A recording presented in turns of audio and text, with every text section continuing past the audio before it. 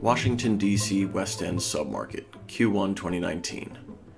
Like in the other core submarkets in the D.C. metro, a solid base of anchor tenants and a supply-constrained nature have helped keep vacancies below the metro average, despite slow leasing velocity. However, several impending move-outs could cause the vacancy rate to jump in the near future. This is a big footprint submarket, and about 40% of tenants occupy 10,000 square feet or more, but many users own the space they occupy. Although firms like Hunton Williams, 191,000 square feet, and Vinson Elkins, 81,200 square feet, are important tenants, this submarket is less dependent on law firms than the East End or the CBD. Given the relative dearth of such firms and their importance as anchors in new construction, it is no surprise that development has been depressed despite tight vacancy.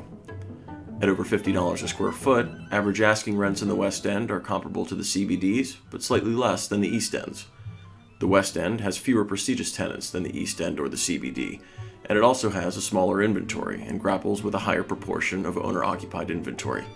This generally makes sales more rare and depresses volume to far lower levels than its primary competitors.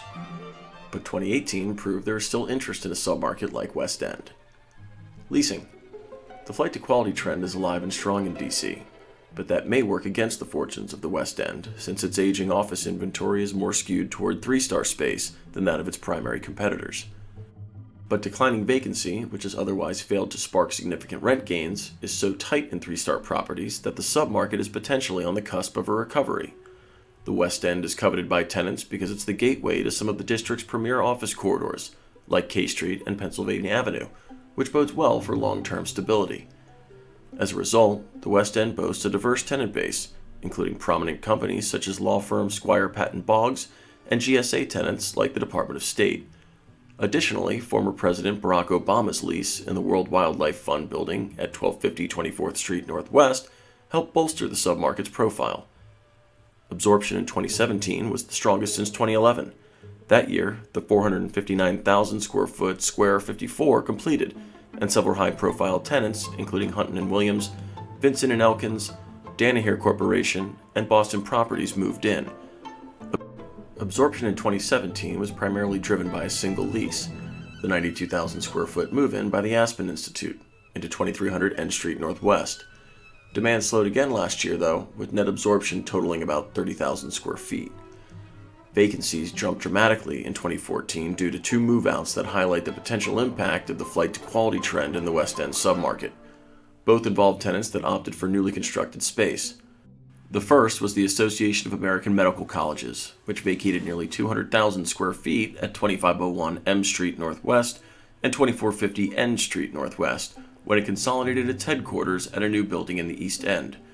In the second move-out, law firm Pillsbury Winthrop Shaw Pittman vacated nearly 250,000 square feet at 2300 N Street Northwest for space in Anchorage's 1200 17th Street Northwest in the CBD.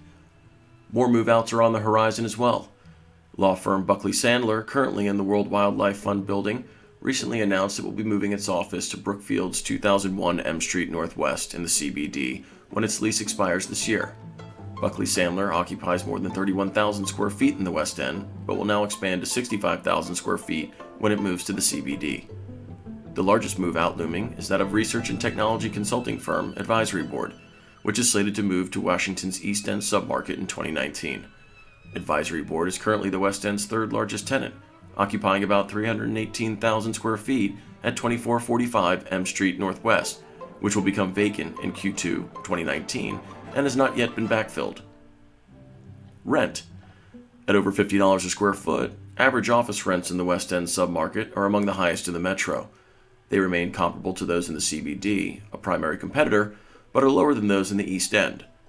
Of the core DC submarkets, East End, West End, and the CBD, the West End has the tightest headline vacancy rate, suggesting that the submarket may be primed for rent growth.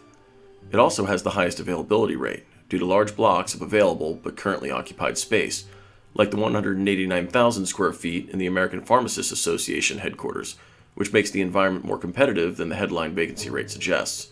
Still, conditions are so tight in the 3-star slice that it's hard to imagine rents going anywhere but up, especially since the free rent that was common in the early and middle stages of the cycle is starting to burn off.